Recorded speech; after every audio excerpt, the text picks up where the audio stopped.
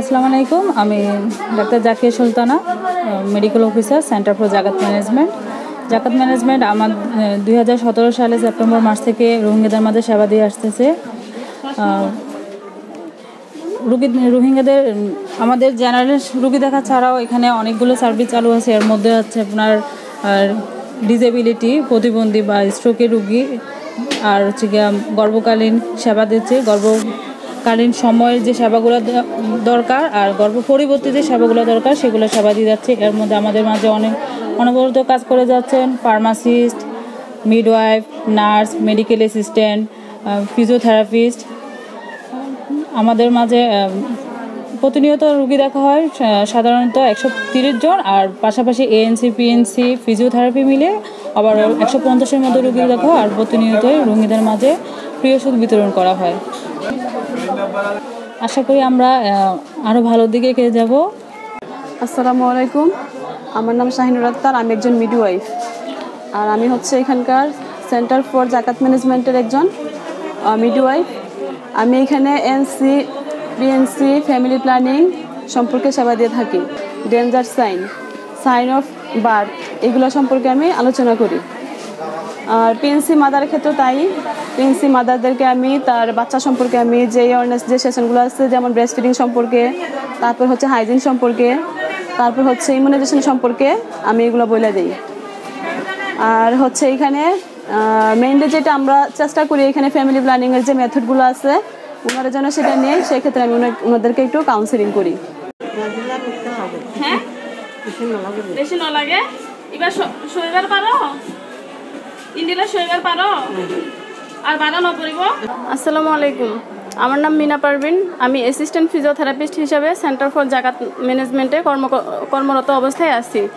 এখানে হচ্ছে 2017 সাল থেকে 17 সালের সেপ্টেম্বর মাস থেকে হচ্ছে এই হেলথ পোস্টটা কন্টিনিউ আছে, এবং এখানে হচ্ছে আমরা ডিজেবলদের রিহ্যাব সার্ভিসটা দিয়ে থাকি। এর মাধ্যমে হচ্ছে অনেক ডিজেবল পেশেন্ট তাদের হচ্ছে স্বাভাবিক জীবনে ফিরে আসতে পারছে।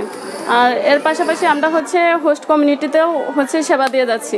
আমি doctor SM. Iftekhar Alam, centre for জাকাত ম্যানেজমেন্টে আমি রিহ্যাব অফিসার, ফিজিওথেরাপিস্ট হিসেবে কর্মরত আছি। এখানে হচ্ছে সেন্টার ফর জাকাত ম্যানেজমেন্ট ডিজেবল রোগীদের পাশাপাশি যারা হচ্ছে প্রতিবন্ধিতা ঝুঁকিতে আছেন তাদেরকে হচ্ছে চিকিৎসা দিয়ে থাকেন। প্লাস হচ্ছে এখানে অন্যান্য যে সাধারণ রোগীগুলো আছে যাদের মেডিসিন প্রয়োজন হয়। সেন্টার ফর জাকাত ম্যানেজমেন্ট CJTM 2017 সেপ্টেম্বর থেকে রোহিঙ্গা ক্যাম্পে কাজ শুরু করে। এটা হচ্ছে প্রতিবন্ধী মানুষদের রোগীদের জন্য, প্রতিবন্ধী রোগীদের পাশাপাশি হচ্ছে যারা প্রতিবন্ধিতা ঝুঁকিতে আছেন, যেমন হচ্ছে আপনার ব্যথার কারণে প্রতিবন্ধিতা ঝুঁকিতে ভুগতেন, তারা হচ্ছে তাদের দৈনন্দিন কাজকর্ম করতে পারতেছেন না বা তাদের দৈনন্দিন কাজকর্ম হচ্ছে ব্যাঘাত করতে, সেসব রোগীদেরকে হচ্ছে আমরা পুনর্বাসন চিকিৎসার মাধ্যমে তাদের নর্মাল লাইফে হচ্ছে আমরা পুনর্বাসন করতেছি, তারা যাতে তারা হচ্ছে তাদের নর্মাল দৈনন্দিন কাজে তারা ফিরে যেতে পারে। এবং এর পাশাপাশি হচ্ছে এখানে যাতে দৈনন্দিন অন্য রোগের হচ্ছে জেনারেল যে চিকিৎসা সেটাও করা হয়। আর এটা শুধু আমাদের রোহিঙ্গা ক্যাম্পের সাথে হচ্ছে আমাদের হোস্ট কমিউনিটি যারা আছে তারাও এই চিকিৎসা সেবাটা পেয়ে থাকে। আমি নাজামউদ্দিন দুলাল, স্বাস্থ্য সহকারী হিসাবে আমি বিগত 17 সালের সেপ্টেম্বর থেকে আমি CJTM কর্মরত আছি। রোহিঙ্গাদেরকে আমরা স্বাস্থ্য সেবা দিয়ে আসতেছি এবং ডাক্তাররা প্রেসক্রিপশন করে। আমি এখানে ফ্রি রোহিঙ্গাদেরকে ওষুধ বিতরণ করি। আমি মোহাম্মদ শাহজাহান, হেলথ অ্যাসিস্ট্যান্ট হিসাবে CJTM 2017 সাল থেকে এই ক্যাম্পে কর্মরত আছি। আমি এই করোনাকালীন সময়ে রোগীদের স্বাস্থ্যসেবা নিশ্চিত করার জন্য সামাজিক দূরত্ব বজায় রেখে তাপমাত্রা এবং ওদের টেম্পারেচার নির্ণয় করে ওদের প্রবেশ করাই এবং সামাজিক দূরত্ব বজায় রেখে ওদেরকে চিকিৎসা সেবা দিয়ে যাচ্ছে। বেশি পুরানা জমানার বিয়ারে 5 বছর পর্যন্ত বহুত ডাক্তারখানার মধ্যে দৌড়িছে, এখনো ভালো না ভাই।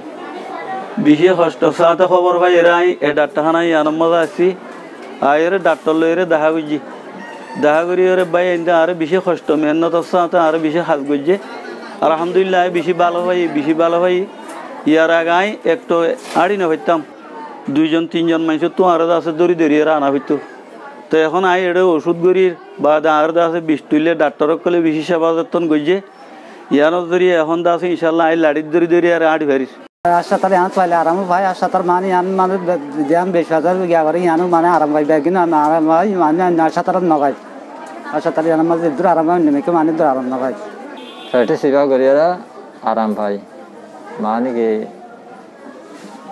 সেবা করিয়া আরাম পাই বালা মাত্র গা মাঝে ব্যথা ট্যাথা আসলে গিয়ে